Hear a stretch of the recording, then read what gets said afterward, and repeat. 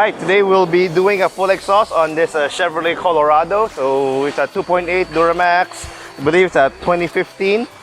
So it's the same process for obviously a Colorado and the Trailblazer because it's one and the same car. And afterwards we're going to be doing ECU remap on this car also. So yeah, let's see how much power it makes first.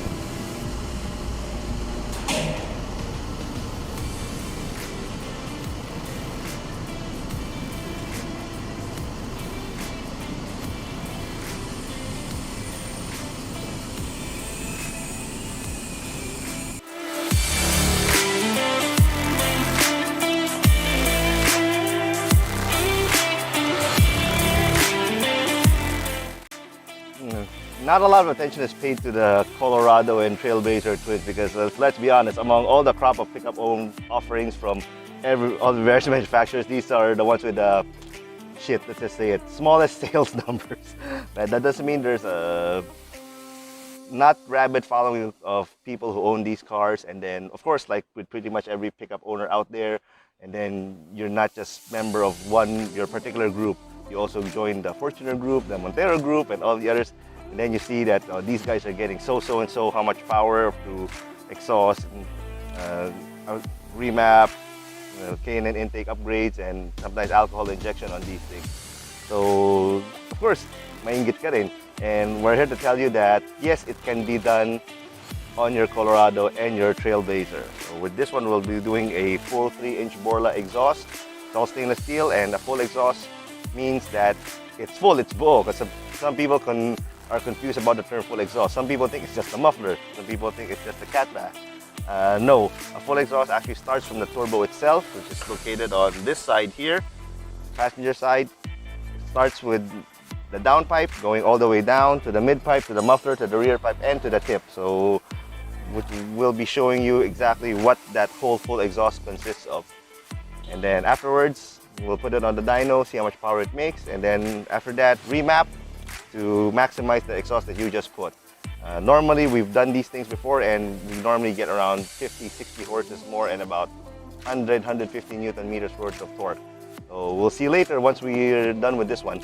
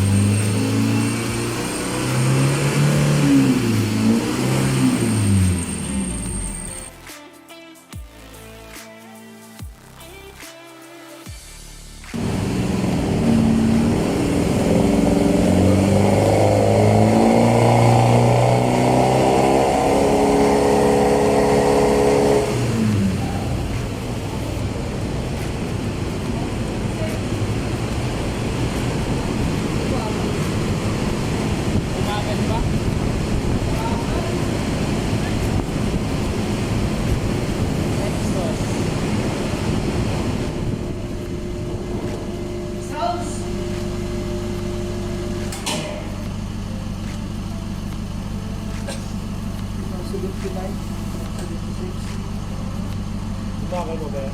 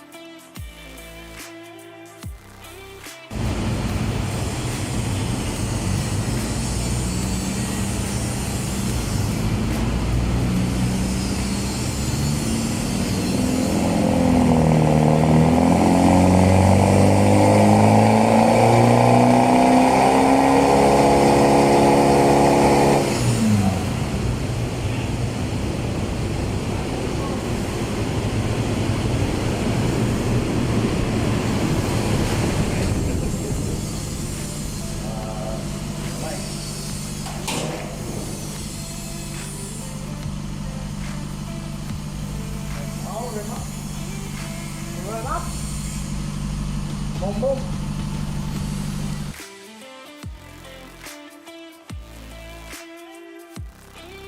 All right, this is our Colorado exhaust and then remap. So this is what we have. This dashed line, this is stock. So this is why everybody keeps complaining.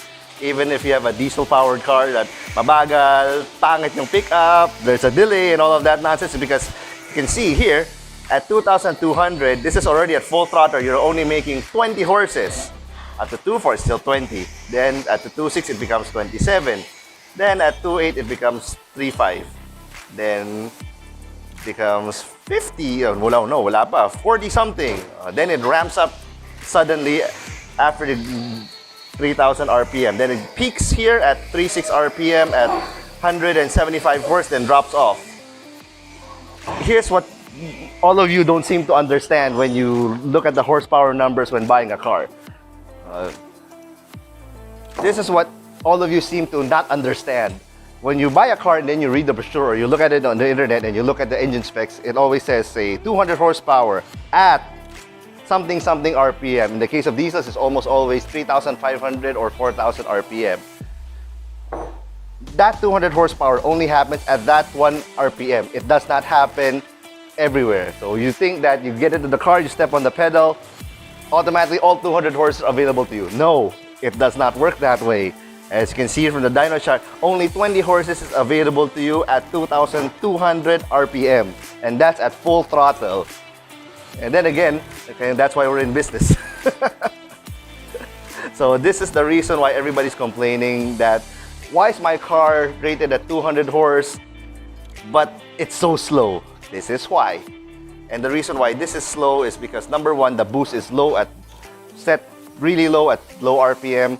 And number two, there's also a electronic throttle that always has a delay no matter what car you buy. And the reason why it's done that way is because this is your economy mode. Why this is done is because the low boost, low power setting is supposedly the economy setting. The assumption is if you're not gonna go above 3,000 RPM, it's either you're stuck in traffic or you're really not just pressing the pedal enough. This is supposed to be the economy setting, which is great if you're in America, but not here in the Philippines, where you have two cars, you need all the power you want to overtake the other car, and you need power to cut the other car, especially if this car is a Jeep. So no, this does not work here in the Philippines. We want instant power, instant response. And another example, the aforementioned tricycle, when going up north, up south, where you only have a one-lane road, a very slow tricycle here, you need all that power acceleration from the get-go to overtake him and then merge back. So this is what we're here to solve, and we do that by installing an exhaust and remapping. So this is the result now. This dotted line here, this is the result of just the exhaust that we put, the MagnaFlow exhaust. So as you can see here, we already went from 20 horses to 40 horses. Then there's an immediately big jump here, 40 horse to 100 horse. 60 horse to 130 horse, so on and so forth. Then this purple line is after remapping. So from 20 horse, we jumped all the way up to 150 horse at full throttle. That's a 130 horse increase. I'll put that into context. What does that mean? It means that you're adding the power of a 2-liter car. Let's say a Honda Civic. You added that much power to your pickup at 2,200 RPM. And then it peaks and flattens here. So our maximum now is 195 horse here and then tapers off. The way you read the dyno chart is this one. You do not just focus on these two numbers, this one, because this is the maximum. Again, these two numbers only happen at this RPM, nowhere else. Because people just look at the dyno chart and say, huh? 20 horse? That's it? That's all I gained? No, it's not 20 horse. Your total gain is actually this whole thing right here. It's the area of this minus the area of that, if you want to be mathematical about it. So this one here, total. So we're looking at around average of 70 to 80 horses for this entire thing here. And the same with torque, went from 75 to 475. We're averaging about 150 to 200 Newton meters, this whole thing. If we compute it on a per RPM, you can excel all of this if you want, and then you'll come out with the average horsepower gain and the average torque gain. And plus also the electronic throttle delay is gone. And with this much power, you don't have to step on the pedal as much as you used to. Only a light tap will get you the power, the speed that you want. That's where the fuel economy savings comes from. Usually it's about 8 to 10%.